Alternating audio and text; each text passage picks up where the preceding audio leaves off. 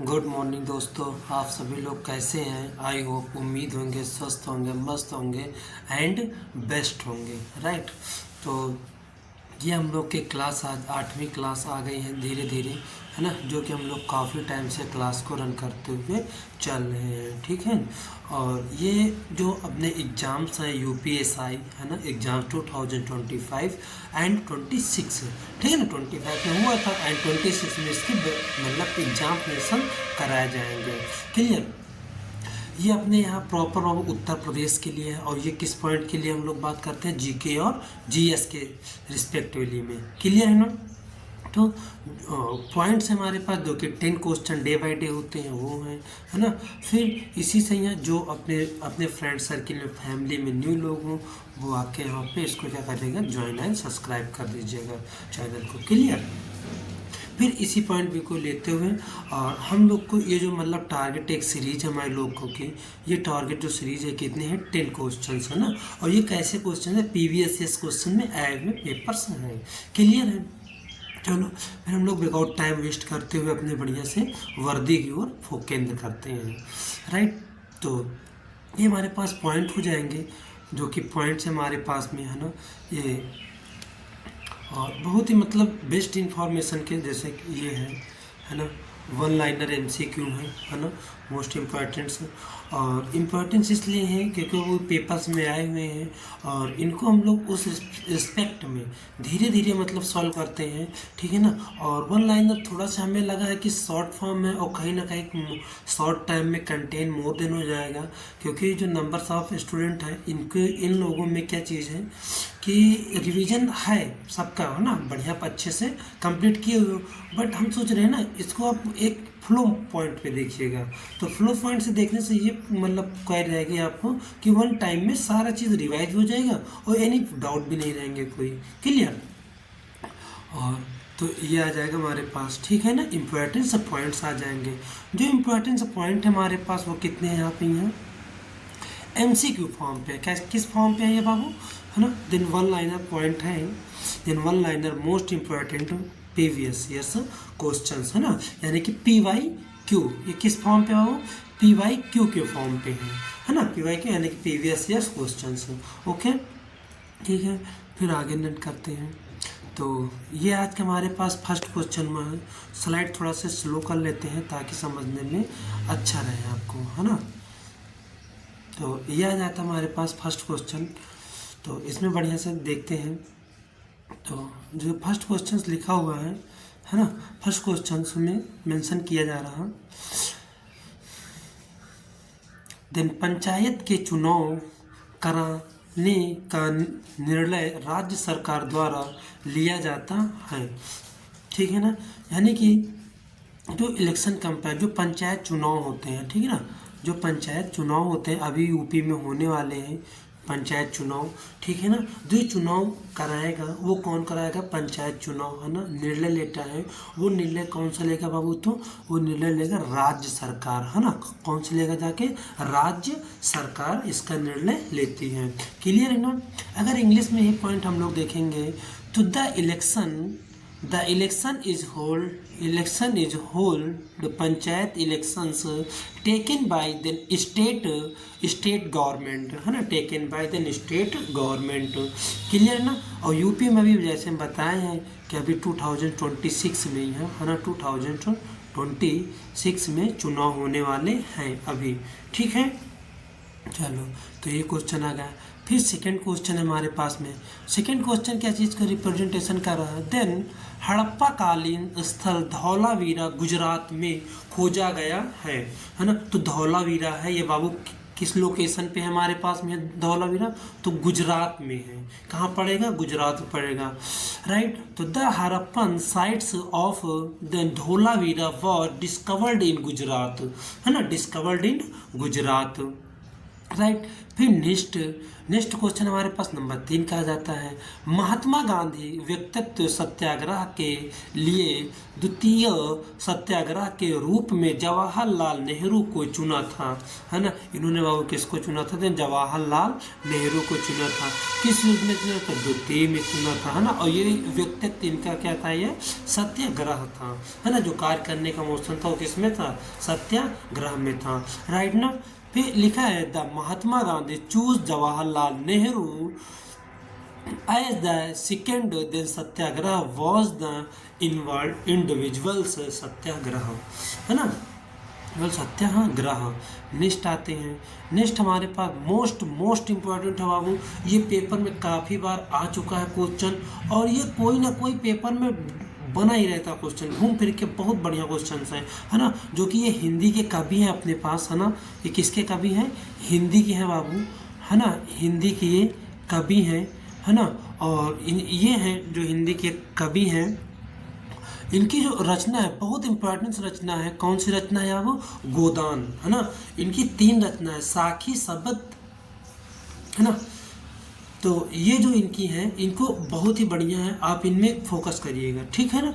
तो गोदान है मुंशी प्रेमचंद्र जी की है। Then Godan was famous novel written as then by the, है ना, क्लियर।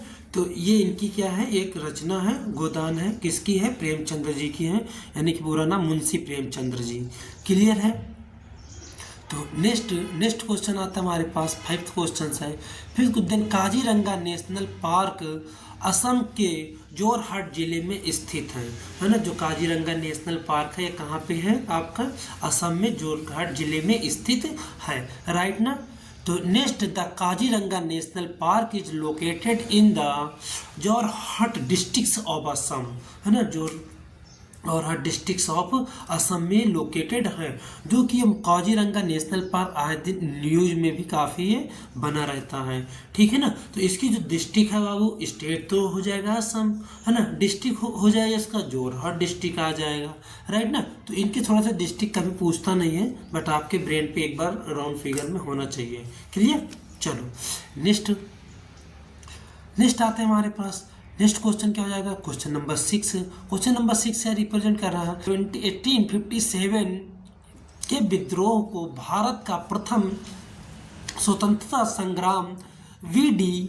सावरकर ने कहा था, है ना। वी.डी. सावरकर ने कहा था, यानी कि next the revolutions of 1857 was called the first world independence by V.D.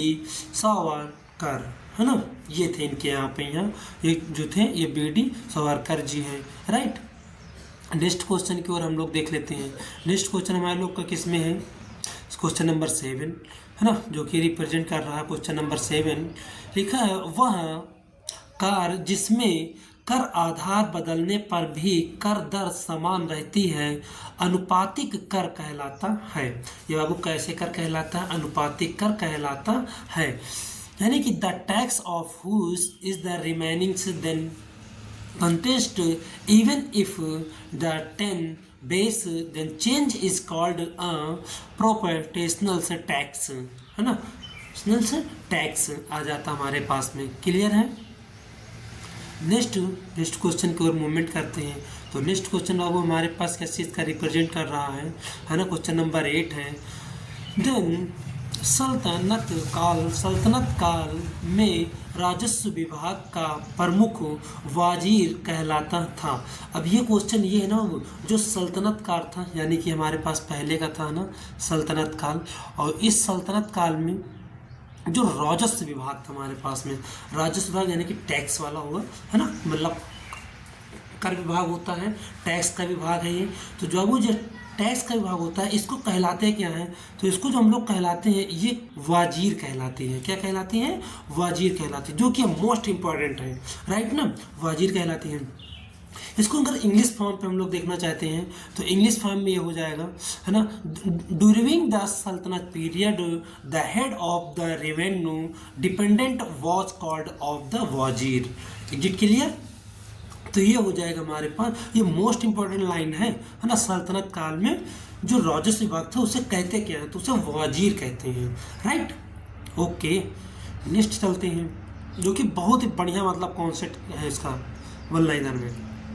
चलो, है ना। लोग भूल गए हैं रचना रघुवीर सहाय की है ना। ये बाबू ये भी हिंदी की है, मतलब कवि जी हैं, है ना, जो कि इनकी जो इन्होंने लिखा है वो लिखे गए हैं, लोग भूल गए हैं, है ना।